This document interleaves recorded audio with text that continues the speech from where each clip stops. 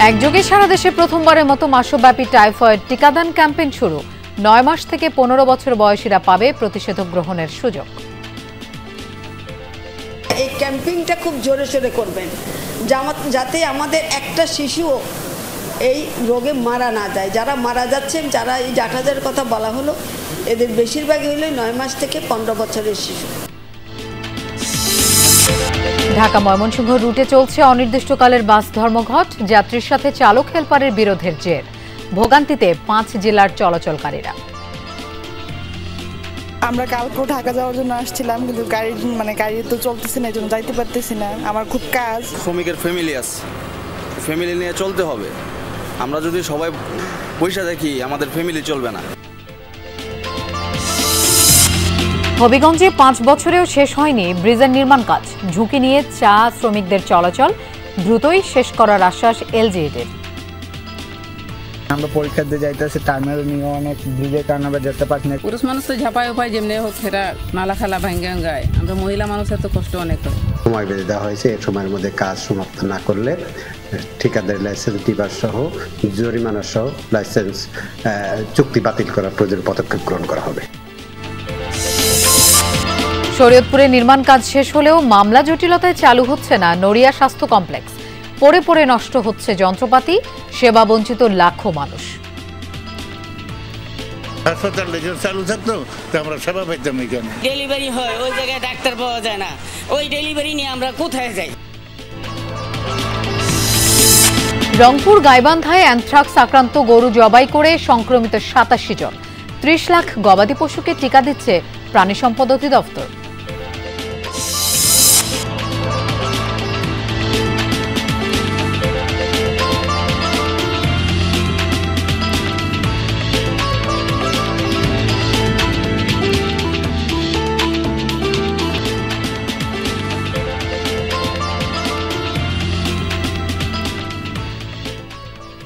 শুভেচ্ছা, আমন্ত্রণ বিরতিহীন সংবাদ সারা দেশের আয়োজনে। আপনাদের সঙ্গে থাকছি আমি মৌসুমী আহমেদ লোপা। এতক্ষণ শিরোনাম দেখছিলেন। শিশুদের টাইফয়েড থেকে সুরক্ষায় সারা দেশে প্রথমবারের মতো শুরু হয়েছে জাতীয় টাইফয়েড টিকাদান কর্মসূচি। একযোগে রাজশাহী, জামালপুর, খুলনা, ময়মনসিংহ, রংপুর সহ বিভিন্ন স্থানে শুরু হয় এই কার্যক্রম। সরকার প্রায় 5 কোটি শিশু কিশোর কিশোরীকে বিনামূল্যে এই টিকা দিচ্ছে। জন্মসনদ নেই এমন শিশুরাও টাইফয়েডের টিকা পাবে। সিটি কর্পোরেশনগুলোর স্কুলগুলোতে দেখা গেছে উৎসব মুখর পরিবেশ। শিশুদের কোলাহলে মুখর সিটি কর্পোরেশনের স্কুলগুলো। ব্যানার, পোস্টার আর স্বাস্থ্যকর্মীদের ব্যস্ততা, সব মিলিয়ে উৎসব মুখর পরিবেশ।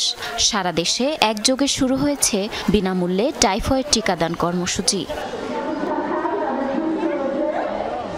শিশুদের টাইফয়েড থেকে সুরক্ষা দিতে দেশব্যাপী এই কর্মসূচি হাতে নিয়েছে সরকার। এরই অংশ হিসেবে বরিশাল সরকারি বালিকা উচ্চ বিদ্যালয়ে বিভাগীয় কর্মসূচির উদ্বোধন করেন দুর্যোগ ব্যবস্থাপনা ও ত্রাণ উপদেষ্টা ফারুকী আজম।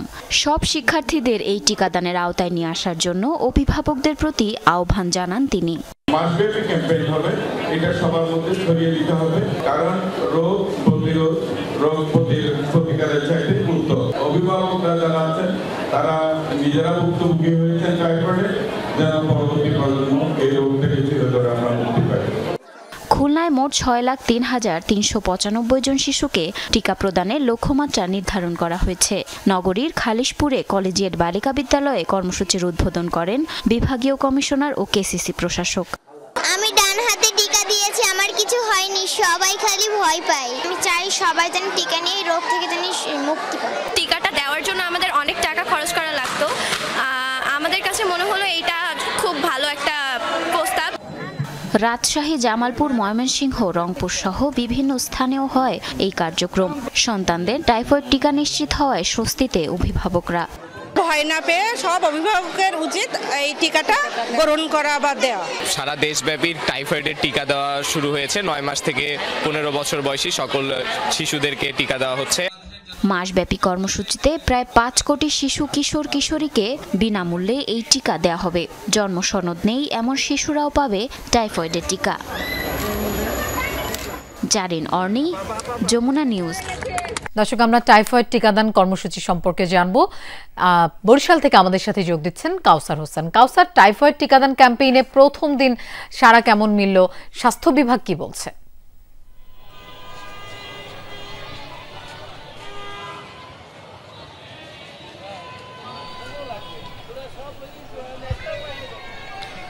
লোপা, বিকেল 4টায় শেষ হয়েছে বরিশালের যে প্রথম দিনের যে কর্মসূচি সেটি শেষ হয়েছে এবং আজ বরিশালের যে উদ্বোধনী যে ক্যাম্পেইনের উদ্বোধন করেছেন উপদেষ্টা ফারুক ইলাহি এবং স্বাস্থ্য বিভাগ যেটা বলছে যে এবছর বরিশাল বিভাগের 6 জেলায় যে লক্ষ্যমাত্রা নির্ধারণ করা হয়েছে 26,14,000 9 মাস থেকে 15 মাস পর্যন্ত বয়সীদের এই টিকাদান কর্মসূচির আওতায় আনা হবে এবং স্বাস্থ্য বিভাগ যেটি জানিয়েছেন যে জন্ম সনদের মাধ্যমে যে রেজিস্ট্রেশন রয়েছে ওয়েবসাইটে সেই 8,97,000 এর মধ্যে রেজিস্ট্রেশন করেছেন এবং বরিশাল সিটি কর্পোরেশন থেকে জানানো হয়েছে প্রথম দিন 45টি শিক্ষা প্রতিষ্ঠানে তাদের টিকাদান কার্যক্রম ছিল এবং প্রথম দিনে তারা 90% যাদের লক্ষ্যমাত্রা তারা অর্জন করতে পেরেছে বলে জানিয়েছেন এবং স্বাস্থ্য বিভাগ জানিয়েছে যে প্রথম 10 দিন বিভিন্ন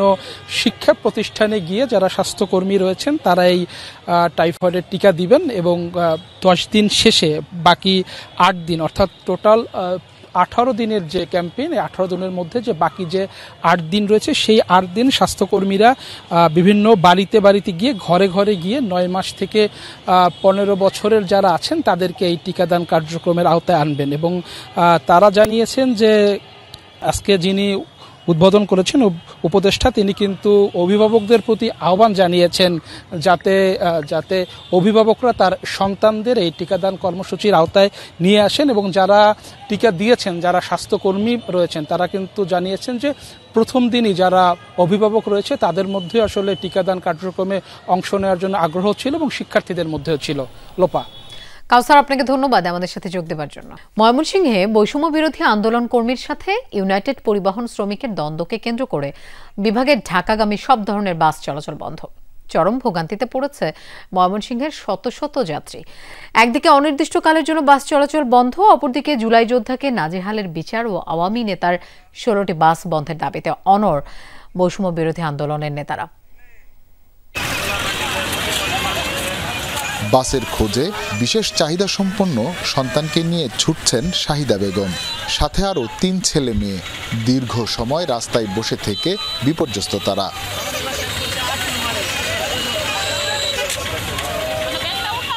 বাস চলাচল বন্ধ থাকায় দুর্ভোগে পড়া শত শত যাত্রীর মধ্যে শাহিদা বেগমও একজন। আমি জামালপুর থেকে আসছি, এখন মাঝপথে এসে মানে আটকা পড়ে গেছি, এদিকেও যাইতে পারতেছি না ওইদিকেও যাইতে পারতেছি না। ঘটনার শুরু শুক্রবার সন্ধ্যায়। বৈষম্য বিরোধী আন্দোলনে অংশ নেয়া আবু রায়হান নামে একজন ঢাকায় যেতে ইউনাইটেড পরিবহনে টিকিট কেনেন। নির্দিষ্ট সময়ে বাস ছাড়তে গেলে খুঁজে পাওয়া যাচ্ছিল না রায়হানকে। দীর্ঘ অপেক্ষার পর যখন বাসটি স্টেশন ছাড়ছিল তখন ছুটে আসেন তিনি। এরপর বিষয়টি নিয়ে বাকবিতণ্ডায় জড়ান পরিবহন শ্রমিক ও ওই যাত্রী। তো আমি বললাম ভাই ধাক্কা দিচ্ছেন, গায়ে হাত দিচ্ছেন কেন? আমি তো উঠতেছি। এটা বলার পর সে উত্তেজিত হয়ে গেছে, ধাক্কা দিয়ে বলছে গাড়ি ছেড়ে দিবে এই ধরনের কথা বলে তুচ্ছতাচ্ছিল্য করলো। আমার কলার চেপে ধরে আমাকে অকথ্য ভাষায় গালাগালি করছে, তোর জুলাই তোর এই করবো সেই করবো। লাইনম্যানে বলছে ভাই উঠেন, তাড়াতাড়ি উঠেন, গাড়ি অনেক সময় লেট হয়ে গেছে আপনাদের জন্য খোঁজাখুঁজি করিয়া, ঠিক আছে? তো তখন বলছে গাই ছেলে তুমি আমার গায়ে হাত দিলা কেন? তুমি আমাকে চিনো? আমি কে? শুক্রবার রাত থেকে জুলাই অভ্যুত্থানের বীর যোদ্ধাগণের ব্যানারে ইউনাইটেডের কাউন্টারের সামনে আন্দোলন শুরু হয়, চলে শনিবার বিকেল পর্যন্ত। ইউনাইটেড পরিবহনে আওয়ামী রাজনীতির সাথে যুক্ত আমিনুল হক শামীমের 16টি বাস বন্ধ সহ 4 দফা দাবি জানান তারা। গ্রেফতার করা হয় এক পরিবহন শ্রমিককে। এর প্রতিবাদে আবার আন্দোলনে নামেন শ্রমিকরাও। প্রথম দাবি হচ্ছে এই 16টি বাস অনতিবিলম্বে বন্ধ করে দিতে হবে এবং আটক করতে হবে। আর শামীমের যত কাউন্টার আছে প্রত্যেকটি কাউন্টার বন্ধ করে দিতে হবে। কিছু তৃতীয় পক্ষ মালিক আছে, অবৈধ মালিক ছিল তারা, বুঝছেন? তারা এটারে এনসিপির ইন্ধন দিয়া একটা ইস্যু তৈরি করছে। এসব ঘটনার জেরে ঢাকা ময়মনসিংহ রুটে সব ধরনের বাস চলাচল অনির্দিষ্টকালের জন্য বন্ধ ঘোষণা করে মোটরযান মালিক সমিতি ও জেলা মোটর শ্রমিক ইউনিয়ন। সবাই বলবে অনেক ক্ষতিকর, কিন্তু আমরা তো মাইনে নেই সব কিছু। আমরা সহ্য করতে হবে, মানতে হবে, কি করতে হবে। আমাদের তো তাদের সঙ্গে আমরা পারবো না কিছু করে। এদিকে ইউনাইটেড পরিবহনের 16টি বাস বন্ধের দাবিতে অনড় বৈষম্য বিরোধী আন্দোলনের নেতাকর্মীরা। জেলা প্রশাসক বলছেন, সংকট নিরসনে কাজ করছে প্রশাসন। সে আওয়ামী লীগের দোসর আমিনুল হক শামীম, তার একটি মাত্র সারা ময়মনসিংহ বিভাগে সিন্ডিকেট করে রেখেছে। সিন্ডিকেট ভাঙতে হবে এবং ফ্যাসিস্টদের কোনো বাস চলাচল যেন বন্ধ থাকে, তার ব্যাপারে প্রশাসনের কঠোর পদক্ষেপ নিতে হবে। কমিটি যাচাই বাছাই করে দেখবে ফ্যাসিস্টের আপনার লোকজনগুলো তাদের গাড়িগুলো চলাচল করছে কিনা। একইভাবে আপনার যারা ফ্যাসিস্ট আছেন বা ফ্যাসিস্টের দোসর আছেন তারা কোনোভাবে সেখানে চাকরি বা অন্য কোনো কর্মকাণ্ডের সাথে সম্পৃক্ত আছে কিনা বিষয়টা দেখভাল করবেন। হুসাইন শাহিদ, যমুনা নিউজ, ময়মনসিংহ। বাস চলাচল বন্ধ দুর্ভোগের বিষয়ে আমরা জানবো। সরাসরি আমাদের সাথে যোগ দিচ্ছেন হুসাইন শাহিদ। বাস ধর্মঘটে তো যাত্রীদের চরম ভোগান্তিতে পড়েছেন, খুব স্বাভাবিকভাবেই এরকম দেখা দেয়। সমাধানে স্থানীয় প্রশাসন কোনো ধরনের উদ্যোগ নিয়েছে কিনা? লোপা, এই ঘটনাটি তো শুরু হয়েছে শুক্রবার থেকেই। এরপরে শনিবার গতকালকেও প্রশাসন কয়েক দফা স্থানীয় প্রশাসন, জেলা প্রশাসক এবং পুলিশ সুপার উভয় পক্ষের সাথে কথা বলেছেন এবং গতকালকে একটি সমাধানেও গিয়েছিলেন যে 16টি বাস বন্ধ থাকবে।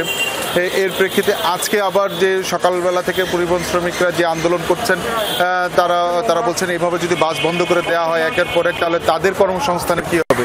এই নানাবিধ ঘটনায় কিন্তু এখন এই আন্দোলন এবং এর সাথে যুক্ত হয়েছে ঢাকায় যারা মালিক সমিতির যারা রয়েছেন, সেই ঢাকার নেতারাও এই ঘটনার সাথে যুক্ত আছেন এবং তারা চাচ্ছেন যে এই তাদের যে দাবি যে বাস বন্ধ করে দেওয়া বা 16টি বাস যেটি স্থগিত করতে বলা হয়েছে এবং একটি তদন্ত কমিটি করা হয়েছে, এই সার্বিক বিষয়ে তাদের সাথে আবার প্রশাসন বসুক। এবং স্থানীয় প্রশাসন, জেলা প্রশাসকের সাথে আমার বিকেলে কথা হয়েছে, তিনি আমাকে জানিয়েছেন যে এই ঘটনার সংশ্লিষ্ট যারা আছে সবার সাথে তারা কথা বলছেন এবং দ্রুত এই সংকটের সমাধানের তারা চেষ্টা করছেন। লোপা, শাহিদ, আপনাকে ধন্যবাদ আমাদের সাথে যোগ দেওয়ার জন্য।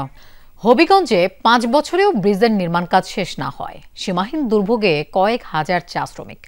জীবনের ঝুঁকি নিয়ে প্রতিদিন চলাচল করতে হচ্ছে নারী, বৃদ্ধ, শিক্ষার্থী সহ বেশ কয়েকটি গ্রামের মানুষকে। টিলা বেয়ে ওঠানামা করতে গিয়ে কখনো আঘাত লাগছে, কখনো নষ্ট হচ্ছে পোশাক। দ্রুত প্রকল্প শেষ করার দাবি জানিয়েছে স্থানীয়রা। এলজিইডি ও ঠিকাদারি প্রতিষ্ঠান বলছে চলতি মাসেই শেষ হবে কাজ। পাহাড়ি ছড়া পার হতে 10 ফুট উপর থেকে লাফ দিতে হয় চা বাগানের শিক্ষার্থীদের। ঝুঁকি নিয়ে স্কুলে যেতে হয় তাদের। এতে কখনো আঘাত লাগে, কখনো নষ্ট হয় কাপড়। অথচ ছড়ার উপরে 5 বছর ধরে চলছে ব্রিজের নির্মাণ কাজ। স্কুল কলেজ যেতে পারে না, বাচ্চা কাচ্চাদের পড়তে এই সুযোগ নাই। উপর থেকে লাফ দিয়ে আমরা আসছি এখানে অনেক সমস্যা। এই যে দেখেন, আমরা পরীক্ষা দিয়ে যাইতেছি, টার্মিনাল নিয়ে অনেক ব্রিজের কারণে আমরা যেতে পারছি না, একটা গাড়ির সমস্যা। হবিগঞ্জের মাধবপুর উপজেলার সুরমা ও তেলিয়াপাড়া চা বাগানের কয়েকটি বস্তি সহ আশপাশের গ্রামবাসীর প্রধান রাস্তা এটি। সংযোগ সড়ক না থাকায় সীমাহীন দুর্ভোগে কয়েক হাজার মানুষ। বিকল্প সড়কে প্রায় 3 কিলোমিটারের কষ্ট এড়াতে জীবনের ঝুঁকি নিচ্ছেন কেউ কেউ। সবচেয়ে ভোগান্তিতে নারী আর বৃদ্ধরা। পুরুষ মানুষ তো ঝাঁপায় উপায় যেমনি হোক এরা নালা খালা ভাঙ্গা গায়, আমরা মহিলা মানুষের তো কষ্ট অনেক হয়। আদিবাসী 7-8টা গ্রাম আছে এখানে, প্রায় 15,000-20,000 লোকের বসবাস। সরকারের প্রায় 3 কোটি টাকার বাজেট এটা, তারপর তার কোন কাজের গতি নাই। 2020 সালের মাঝামাঝিতে তেলিয়াপাড়া শাহপুর সড়কে 45 মিটার ব্রিজের নির্মাণ কাজ শুরু করে স্থানীয় সরকার প্রকৌশল বিভাগ। প্রায় 3 কোটি টাকা ব্যয়ে কাজের দায়িত্ব পায় মেসার্স হাসান এন্টারপ্রাইজ। এলজিইডির নথি অনুযায়ী 2022 সালের নভেম্বরে কাজ শেষ হওয়ার কথা, অথচ 5 বছরেও শেষ না হওয়ায় ক্ষুব্ধ স্থানীয়রা। তো এটা খাস কইরে সারা কন্ট্রাক্টর বাইকে গেছে এখন খাস করে না, তার এটা কিতা সিজন আইলে ঠিক করুম। আমরা চাই কি সরকার আমাদের জন্য একটা ভালো সড়ক পথ কইরা দেখ, যাতে আমরা যাতায়াতের জন্য একটু সুযোগ সুবিধা হয়। বেশিরভাগ কাজ শেষ হলেও সংযোগ সড়ক না থাকায় ব্রিজটি ব্যবহারের অনুপযোগী। ঠিকাদারি প্রতিষ্ঠান ও এলজিইডি বলছে চলতি মাসে শেষ করা হবে নির্মাণ কাজ। বৃষ্টি কমলে আমরা এটা কইরা দেব। এলজিইডি থেকে প্রোডাকশনের ব্যবস্থা করেও না, যদি করতে হন আমি নিজেই কইরা জীবনে পাপ করছিলাম, আল্লাহ মোচন করুন। অক্টোবরের মধ্যে তাকে কাজ সমাপ্ত করার জন্য সময় বেঁধে দেওয়া হয়েছে। এই সময়ের মধ্যে কাজ সমাপ্ত না করলে ঠিকাদারি লাইসেন্স ডিবার সহ জরিমানা সহ লাইসেন্স চুক্তি বাতিল করার প্রয়োজনীয় পদক্ষেপ গ্রহণ করা হবে। এরই মধ্যে 2,42,00,000 টাকার বিল উত্তোলন করেছে ঠিকাদারি প্রতিষ্ঠান। প্রদীপ দাস সাগর, যমুনা নিউজ, হবিগঞ্জ। রাজশাহী বিশ্ববিদ্যালয় কেন্দ্রীয় ছাত্র সংসদ রাকসু নির্বাচনের বাকি আর মাত্র 3 দিন। শেষ মুহূর্তে ভোটারদের মন জয় করতে গণসংযোগ করছেন প্রার্থীরা।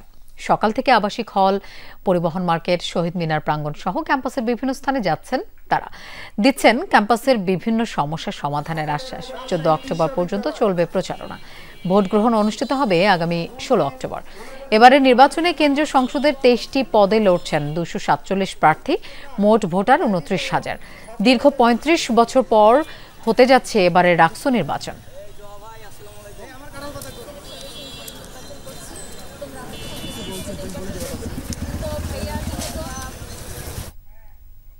রাকসু নির্বাচনের খবর জানবো, আমাদের সাথে যোগ দিচ্ছেন সহকর্মী তারেক মাহমুদ। তারেক, 35 বছর পর রাকসু নির্বাচন হতে যাচ্ছে, ভোটারদের উৎসাহ উদ্দীপনা কেমন দেখছেন এবং প্রচারণা নিয়ে কতটা ব্যস্ত প্রার্থীরা? লোপা, প্রচারণা অনেকটাই ব্যস্ত এবং আমি সকাল থেকে যতটুকু দেখতে পাচ্ছি রাজশাহী বিশ্ববিদ্যালয়ের যারা প্রার্থী রয়েছে এমন একটি জায়গা নেই যেখানে প্রচারণা সেটি চলছে না। প্রত্যেকটি জায়গাতেই আসলে উৎসব মুখর পরিবেশে প্রচারণা চলছে। সকাল থেকে শুরু করে দুপুর, বিকেল, সন্ধ্যা গড়িয়ে রাত পর্যন্ত জমজমাট যে প্রচারণা সেটি কিন্তু চলছে আমি দেখতে পাচ্ছি। এবং এখন পর্যন্ত প্রার্থীরা বিভিন্ন জায়গাতে যাচ্ছেন, গিয়ে তাদের যে নির্বাচনী ইশতেহার, সেই নির্বাচনী ইশতেহার অনুযায়ী তারা তাদের যে নানান প্রতিশ্রুতি সেগুলো কিন্তু দিচ্ছেন। এবং এই আজকে বেলা 11:30টার দিকে কিন্তু রাজশাহী বিশ্ববিদ্যালয় শহীদ মিনারে আমি যতটুকু দেখেছি যে ছাত্রদল মনোনীত যে প্রার্থীগুলো রয়েছে, ঐক্যবদ্ধ নতুন প্রজন্ম প্যানেল, তারা সংবাদ সম্মেলন করে 9 দফা ইশতেহার জানিয়েছে। এ বাদেও 12টি প্যানেলের যারা প্রার্থী রয়েছে এবং স্বতন্ত্র প্রার্থী রয়েছে, সকল প্রার্থীরাই তারা নির্বাচনী প্রচারণা সেটি করছে সকাল থেকে। যেহেতু সময় ঘনিয়ে আসার কারণে এই রাজশাহী বিশ্ববিদ্যালয়ে যে হলগুলো রয়েছে, হলগুলোতে রাতে এবং খুব এই বিকেলের দিকে প্রচারণা চলছে। এ বাদে অন্য সময়গুলোতে 12টি প্যানেলের প্রার্থীরা, স্বতন্ত্র প্রার্থীরা, তারা কিন্তু প্রচারণায় নেমেছে। একজন প্রচারণা এইমাত্র শেষ করলো একজন প্রার্থী, একটু তার সাথেও কথা বলতে চাই আমরা। যদি তার সাথে একটু কথা বলি, আপনার প্রচারণার কেমন হয়েছে? যারা ভোটার রয়েছে তাদের কি প্রত্যাশা? ভোটারদের আসলে এখন তো শেষ 2 দিন মোটামুটি উৎসবমুখর রাকসু, সব দিক থেকে প্রচারণা চলতেছে। সিনেট, রাকসু এবং হল সংসদ 3টা জায়গাতে আমরা আসলে দেখতেছি। আমরা আসলে হল সংসদের সেই দিক থেকে ক্যাম্পাসে আসলে আমাদের হলে যারা অ্যাটাচ আছে তাদেরকে আমরা খুঁজতেছি, সেইখানে আলোচনা করে আমাদের ইশতেহারগুলো তুলে ধরতেছি। হল থেকে আমরা আসলে কি কাজগুলো করব সেগুলো তাদেরকে আমরা বুঝাচ্ছি। প্রার্থী হিসেবে যতটুকু আমাদের যাওয়া উচিত, ভোটার হিসেবে তাদেরকে এই জিনিসটা আমরা আসলে বুঝাচ্ছি, এইটুকুই আর কি। ধন্যবাদ আপনাকে। এবং আমরা দেখতেই পাচ্ছি যে রাজশাহী বিশ্ববিদ্যালয়ে সকাল থেকে রাজশাহী বিশ্ববিদ্যালয়ের টুকিটাকি চত্বর, সিলসিলা এবং পরিবহন মার্কেট থেকে শুরু করে সব জায়গাতে আসলে যে নির্বাচনী প্রচারণা সেটি একদমই জমজমাট হয়ে উঠেছে। এবং আমি এখন রয়েছি রাজশাহী বিশ্ববিদ্যালয়ের যে শহীদুল্লাহ কলাভবন, এই কলাভবনে একটু আগে কয়েকজন প্রার্থী প্রচারণা শেষ করেছেন এবং এখন পর্যন্ত প্রত্যেকটি জায়গাতে যে নির্বাচনী আমেজ শেষ সময়ে এবং সন্ধ্যার পরেও আসলে বিনোদপুর এবং কাজলা সহ রাজশাহী বিশ্ববিদ্যালয়ের যে অন্য জায়গাগুলো রয়েছে সব জায়গাতে যে প্রচারণা সেটি জমজমাট হয়ে উঠছে। লোপা, তারেক, আপনাকে ধন্যবাদ আমাদের সাথে যোগ দেওয়ার জন্য। নরসিংদী সদরে চায়না ব্যাটারি কারখানায় বিস্ফোরণে দগ্ধ হয়েছেন 7 শ্রমিক। এর মধ্যে 3 জনের অবস্থা আশঙ্কাজনক। সকালে উপজেলার পাঁচদোনা এলাকায় এই দুর্ঘটনা ঘটে। আহত 7 জনের মধ্যে 3 জনকে জাতীয় বার্ন ইনস্টিটিউটে পাঠানো হয়েছে। তারা হলেন মোজামেল হোসেন, হোসেন আলী এবং তাইজুল ইসলাম। স্থানীয়রা জানায় দীর্ঘদিন ধরেই পাঁচদোনা এলাকায় অবৈধভাবে ব্যাটারি কারখানা পরিচালনা করে আসছে চীনা একটি প্রতিষ্ঠান। কারখানাটিতে পুরাতন ব্যাটারি পুড়িয়ে সীসা তৈরি করা হয়। সকালে শ্রমিকরা কাজ করার সময় কারখানাটিতে বিস্ফোরণ হয়।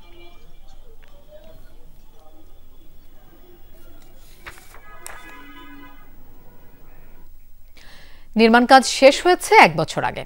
অথচ মামলা জটিলতায় এখনো চিকিৎসা সেবা চালু করতে পারেনি শরীয়তপুরের 50 শয্যার নড়িয়া উপজেলা স্বাস্থ্য কমপ্লেক্স। আধুনিক সব সুবিধা থাকা সত্ত্বেও উদ্বোধন না হওয়ায় বঞ্চিত হচ্ছেন লাখো মানুষ।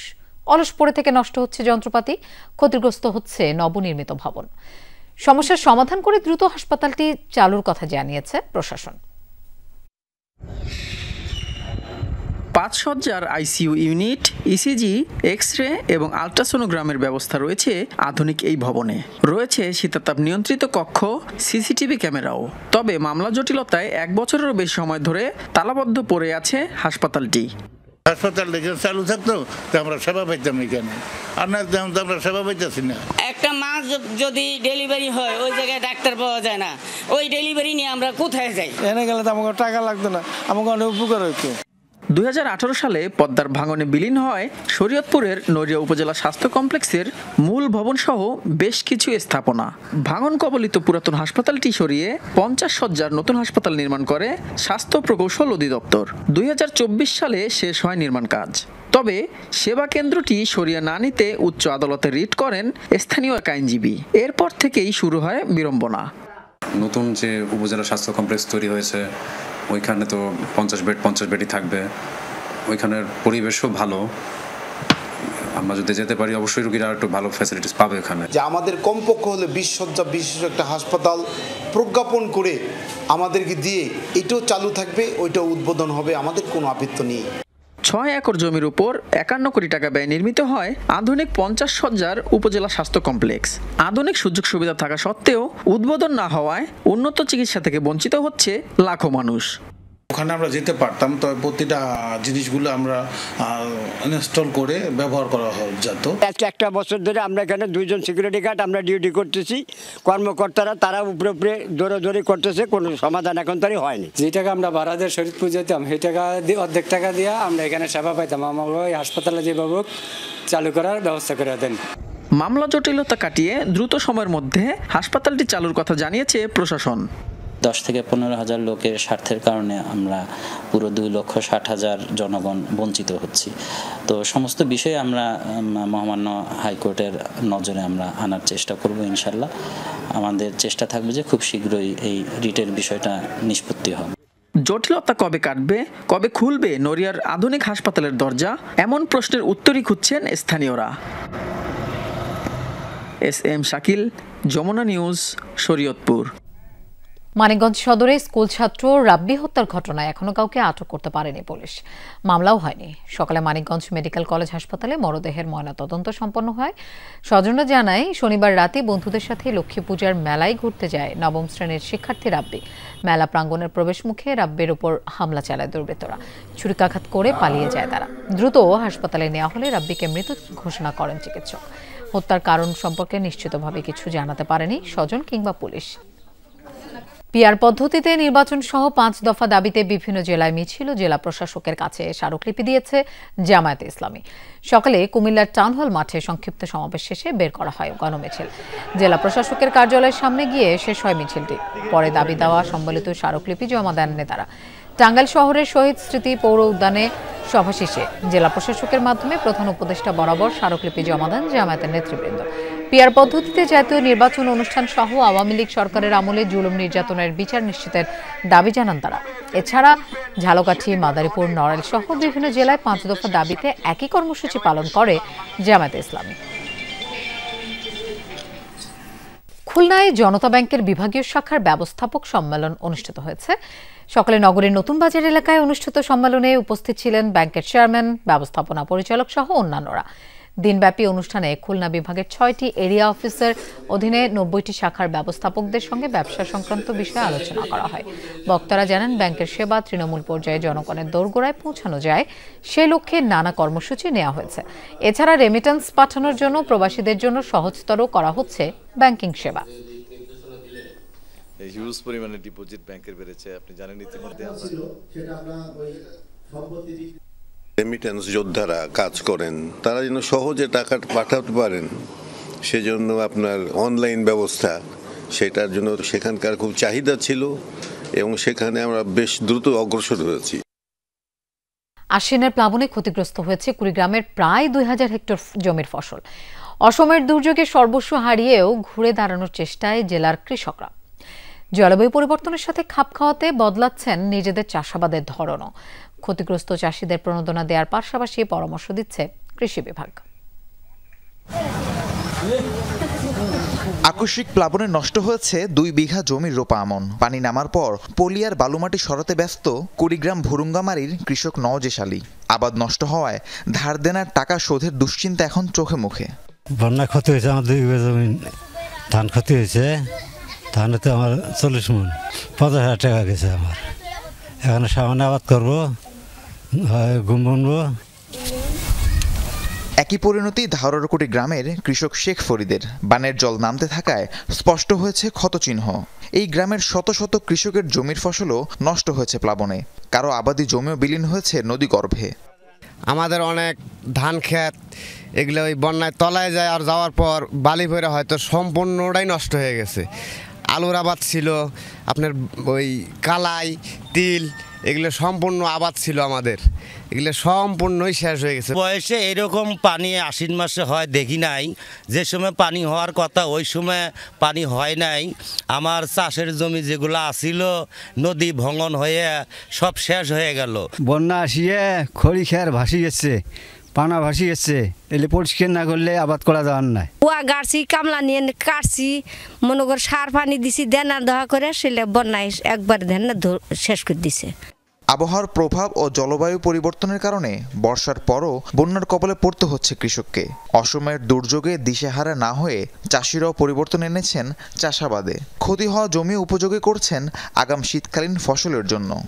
মাগুল্লা খেয়ে গেল গা, আনেলে শস্য বোনা নাকবো, ঠায় গুম বোনা নাকবো, মরিচের টাল দেয়া নাকবো। আল্লাহ বন্যার সময় যে শোক ভাসি গেছি, আবাদ কিছু শোক গেছি, এই ডাকখান কম, এখান গোড়ায় গেল।